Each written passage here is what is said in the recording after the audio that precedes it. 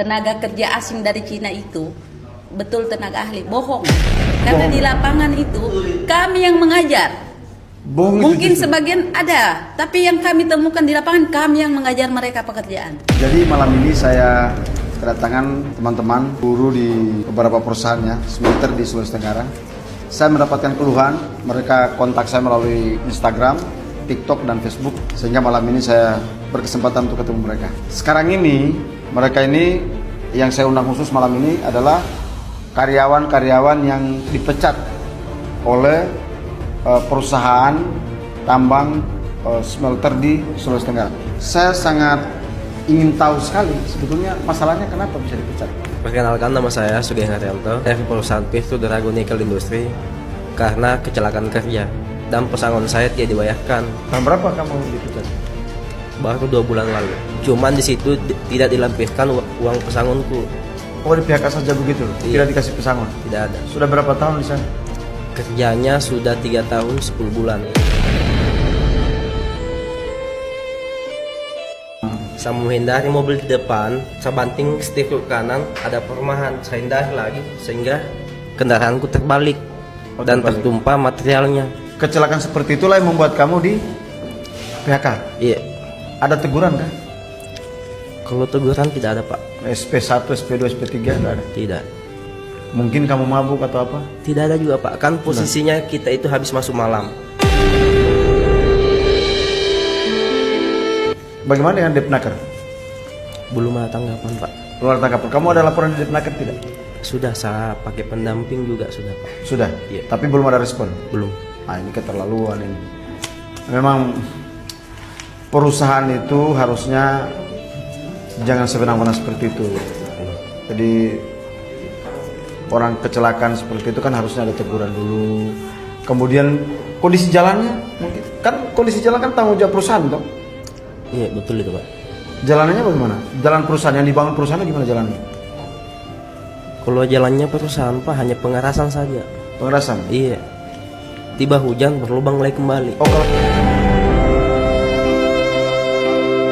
Ibu apa masalahnya? Kok bisa dipecat? Saya naik orasi menyampaikan aspirasi dan mewakili pekerja perempuan yang bekerja di PT OSS maupun PT PDNI untuk menyampaikan keluh kesah kami pada saat aksi demo itu. Saya yang naik orasi untuk mewakili itu. Dan setelah dari situ ternyata besoknya sudah langsung saya Dipecat. ada surat pengembalian HRD. Waduh. Tanpa ada surat peringatan sebelumnya, peringatan 1, 2 ataupun 3. Tidak ada. Langsung. Itu kenapa? Karena ada oknum yang melaporkan video orasi saya kepada atasan Cina selaku ini HOD pimpinan divisi, melaporkan bahwa yang orasi itu anggota dari smelter 3 IMP 3 anak CR-nya HOD ini. Sudah setelah ditahu bahwa itu saya, langsung tanpa saya ketahui siapa yang mengirim, siapa yang melaporkan, langsung Tapi besok. apa yang kamu perjuangkan?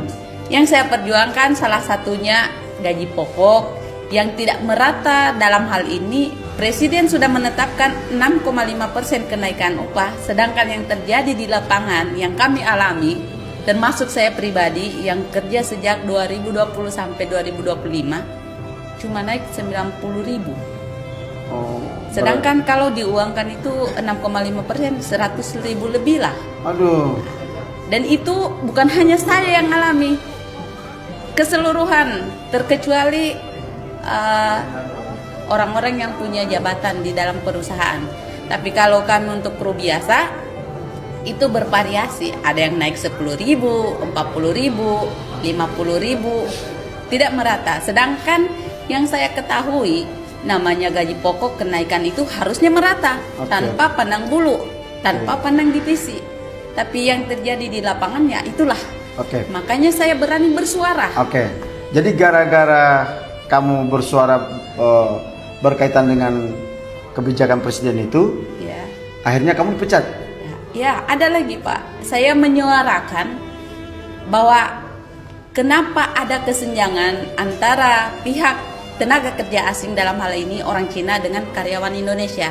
Mengapa karyawan Cina mereka disediakan mes, disediakan bus untuk antar jemput dari tempat kerja sampai pulang kerja, diberikan makan 3 kali sehari, di tempat kerja diantarkan, pulang juga diantarkan. Sedangkan kami buruh lokal Indonesia tidak mendapatkan itu, tidak mendapatkan tempat tinggal yang disediakan perusahaan, tidak disediakan juga mobilisasi untuk kami berangkat dan pulang pergi kerja, makanan juga begitu. Ya mereka memberikan kami uang makan, tapi sebanyak 17.500 dan itu saya pribadi tidak cukup. Apalagi teman-teman yang kerja di smelter yang menggunakan otot. Otomatis dia butuh tenaga yang lebih besar dengan uang makan yang lebih besar. Orang Cina diberikan tempat tinggal, mes, pasti kendaraan antar jemput. Mereka difasilitasi dengan suplai makanan. Sedangkan kami tidak diberikan tempat tinggal, tidak diberikan tunjangan perumahan, tidak diberikan tunjangan transportasi. Kalau motor kami rusak, tidak datang Alpa. Terus kami juga uang makannya sangat minim sekali. Dari tahun 2020 sampai 2025 uang makan kami itu hanya 17.500. Sedangkan kita sudah tahu sekarang harga pokok apapun itu naik. Oke, saya mau tanya, apakah ada perbedaan jabatan kalian sama pekerja Cina dan pekerja, jangan sampai mungkin mereka pekerja profesional atau apa gitu? Yang saya temukan di lapangan, Pak, jujur saja saya kaget juga. Ternyata sebagian besar dari yang dibilang dulu tanda kutip tenaga ahli itu bohong. Kenapa? Setelah di lapangan itu banyak kami temukan bahwa orang Indonesia yang mengajar orang Cina yang datang itu, bukan orang Cina yang datang ajar Indonesia untuk pekerjaan hal-hal yang dalam hal ini tenaga ahli, bukan. Sama juga dengan orang Cina di ruangan kami. Mereka bahkan ada yang tamatan SMP. Tidak tahu apa-apa. Tidak tahu apa-apa, kami yang mengajar. Kami yang mengajarkan dia pekerjaan di dalam ruangan kami. Nah, setelah dia tahu, kami diinjak-injak. Aduh, parah. Tidak semua tenaga kerja asing dari Cina itu betul tenaga ahli, bohong. Karena Bohong. di lapangan itu kami yang mengajar. Bohong itu Mungkin justru. sebagian ada, tapi yang kami temukan di lapangan kami yang mengajar mereka pekerjaan. Waduh.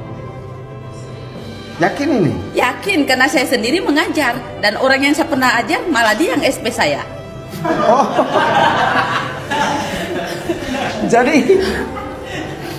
Jadi yang sudah kamu ajari, Iya. malah dia yang pecat kamu sekarang? Ya. Ya sudah. Jadi apalagi yang mau kau sampaikan? Kira-kira berkaitan dengan kedua perusahaan ini. Tadi kan kamu bilang bahwa ada kesenjangan selain gaji yang berbeda jauh ya. Gaji sama atau beda? Jauh beda, Pak. Gaji Kalau mereka lebih tinggi? Mereka itu 18 jutaan, 20 jutaan. Dan mereka itu enggak boleh bilang ke kami. Dan saya tahu itu karena ada yang saya akrabkan dengan tenaga kerja asing yang sudah pulang. Saya akrab, saya tanya. Dia berani pada saat dia sudah pulang. Pada saat dia masih bekerja, mereka juga dibungkam dari atasannya. Berapa gajinya mereka? Mereka kisaran dari 18 juta. Kalau kamu berapa gajinya? Haha. 2.900.000. Nanti ini baru naik 3.070.000. 5 tahun saya kerja.